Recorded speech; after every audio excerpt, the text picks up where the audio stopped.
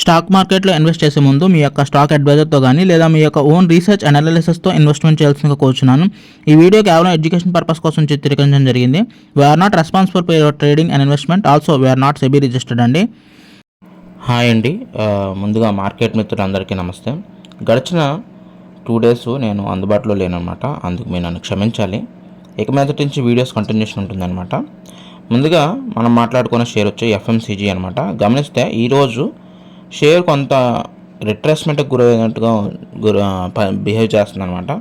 Anyhow నేను ఈరోజు ఏమి ఇన్వెస్ట్మెంట్ చేయలేదండి, కానీ లాస్ట్ 3 daysలో కొంత రిట్రేస్మెంట్ బాగా జరిగిందనమాట. కానీ నేను ఎప్పుడు కూడా అది 58 బిలో వస్తే కనుక నేను బై ఆపర్చునిటీ కింద భావిస్తానండి, ఓకేనా.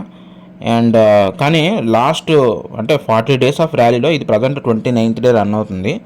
ఎందుకంటే మీరు చూసే ఉంటారు, చాలా ఒక 2 days గ్యాప్ ఇచ్చాను కాబట్టి, ఓకేనా. ఇంకా SJVN గురించి మాట్లాడదాం మనం ఇప్పుడు.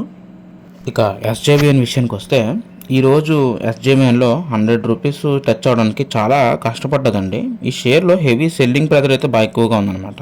ఈరోజు అయితే ఈ ఒక్క రోజులోనే 0.69% ఫాల్ అయితే ఇచ్చిందనమాట. సో యాజ్ ఆఫ్ నేను 100 రూపీస్ బిలో ఎప్పుడు కూడా బై ఆపర్చునిటీగా భావిస్తాను, అంటే నా పాయింట్ ఆఫ్ వ్యూ. ఎందుకంటే నా ఇన్వెస్ట్మెంట్ లెవెల్ అనేది ఆల్రెడీ ఎప్పుడో ఉంది. సో నాకు ఇది యావరేజ్ అవుతుంది, బట్ మీకు అనేది వేరేగా ఉంటుందండి. సో అది మీరు దృష్టిలో పెట్టుకోవాలి.